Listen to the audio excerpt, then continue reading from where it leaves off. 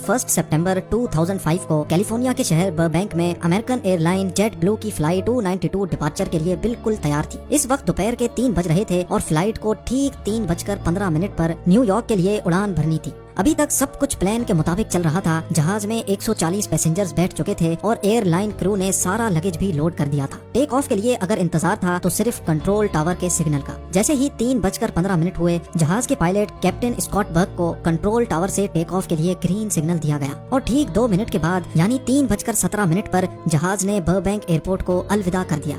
ना ही पायलट को, ना ही क्रू को और ना ही जहाज में बैठे 140 पैसेंजर्स को इस बात का इल्म था कि थोड़ी ही देर बाद वो सब अपनी जिंदगी का खौफनाक लम्हा देखने जा रहे हैं। जहाज को टेक ऑफ किए अभी 15 मिनट ही गुजरे थे कि तमाम पैसेंजर्स ने नोटिस किया कि जहाज ज्यादा एल्टीट्यूड गेन नहीं कर रहा। इतने में कैप्टन स्कॉट ने जहाज में एक अनाउंसमेंट की जिसमें उन्होंने सिर्फ ये कहा कि हमें टेक्निकल डिफिकल्टीज का सामना करना पड़ रहा है। ये जानने के बाद तमाम पैसेंजर्स के कान खड़े हो गए। किसी ने बोला कि जहाज का एक इंजन फेल हो गया है, तो किसी ने बोला कि शायद जहाज का इंजन मजीद ऊपर जाने की ताकत खो बैठा है। लेकिन असल मसला इससे भी ज्यादा खौफनाक था।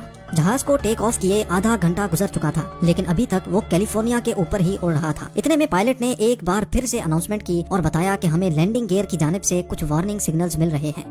कैसे वार्निंग सिग्नल्स, इसका अभी पायलट को भी इल्म नहीं था। लैंडिंग गियर जिसकी मदद से किसी भी एयरक्राफ्ट को लैंड किया जाता है, उसमें आखिर क्या मसला था जो फ्लाइट 292 का सिस्टम बार बार वार्निंग्स दे रहा था। ये जानने के लिए कैप्टन स्कॉट भी काफी परेशान थे और इसी वजह से वो जहाज को ज्यादा एल्टीट्यूड नहीं दे रहे थे। पायलट चाहता था कि किसी भी तरह उसको जहाज का लैंडिंग गियर दिख जाए ताकि वो ये जान सके कि ये मामला कितना ज्यादा डेंजरस है। ये जानने के लिए कैप्टन ने फ्लाइट 292 का रुख लॉन्ग बीच एयरपोर्ट की तरफ मोड़ दिया और जहाज का एल्टीट्यूड बहुत कम कर दिया।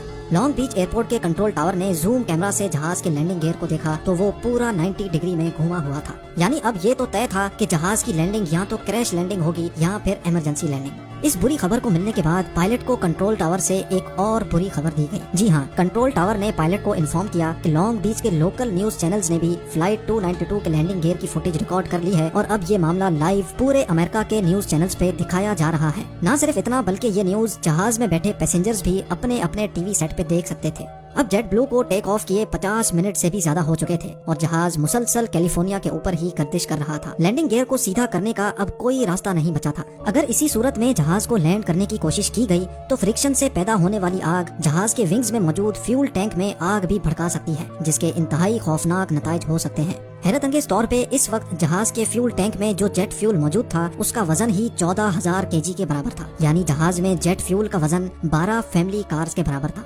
इतने ज्यादा फ्यूल को लैंडिंग के दौरान जरा सी भी आग लग गई तो जहाज एक ही झटके में फट भी सकता है। लेकिन कैप्टन स्कॉट बहुत अक्लमंद था। पायलट ने लैंडिंग से पहले जहाज का फ्यूल खत्म करने का फैसला किया, जिसके लिए जहाज को 3 घंटे तक समंदर के ऊपर ही घुमाया गया। अब जहाज का फ्यूल सिर्फ इतना बच गया था कि वो सिर्फ आधा घंटा मजीद उड़ सकता था। ये आखिरी आधा घंटा फ्लाइट जेट ब्लू 292 और उसके अंदर मौजूद 140 पैसेंजर्स के लिए बहुत इंपॉर्टेंट था। कैप्टन ने जहाज को लॉस एंजलिस के एयरपोर्ट पर क्रैश लैंड कराने का फैसला किया, क्योंकि लॉस एंजलिस का एयरपोर्ट इस वक्त सबसे करीब था। कैप्टन ने लॉस एंजलिस टावर से कांटेक्ट किया और उनको हर किस्म की सिचुएशन के लिए तैयार रहने का कहा। यहाँ जहाज के अंदर मौजूद पैसेंजर्स जो टीवी चैनल पे ये मंजर लाइव देख रहे थे, उनके टेलीविजन सेट्स भी कैप्टन ने बंद कर दिए। अब जहाज के अंदर इंतहाई जज्बाती माहौल बन चुका था।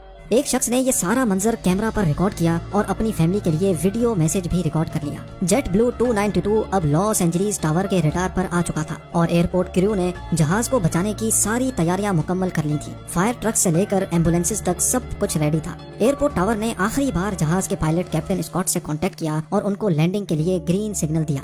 ग्रीन सिग्नल मिलते ही पायलट ने तमाम पैसेंजर्स को क्रैश पोजीशन में बैठने का कहा।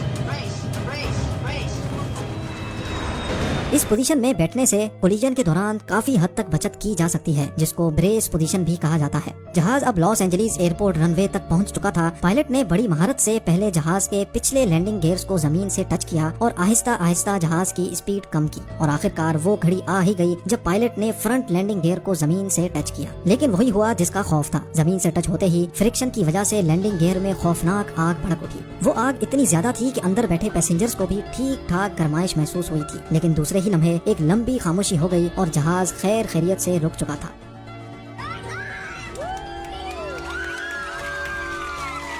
یہ وہ وقت تھا جب پائلٹ، کریو، پیسنجرز اور پورا امریکہ جو اس منظر کو لائیو دیکھ رہا تھا، انہوں نے سکون کا سانس لیا اور ایک ایک کر کے پیسنجرز کو نیچے اتارا گیا۔ فرنٹ لینڈنگ گیئر کا ویل اتنا زیادہ گھس چکا تھا کہ وہ پورا آدھا ہو چکا تھا۔ انویسٹیگیشن سے یہ بات معلوم ہوئی کہ فرنٹ لینڈنگ گیئر میں ایک لاک ہوتا ہے جو ویل کو گھومنے سے روکتا ہے۔ وہ لاک ٹوٹنے کی وجہ سے ٹیک آف کے فوراً ہی بعد لینڈنگ گیئر 90 ڈگریز میں گھوم گیا تھا۔ خوش قسمتی سے پائلٹ کی مہارت کی وجہ سے کسی ایک شخص کو بھی نقصان نہیں پہنچا۔ امید ہے یہ ویڈیو بھی آپ بھرپور لائک اور شیئر کریں۔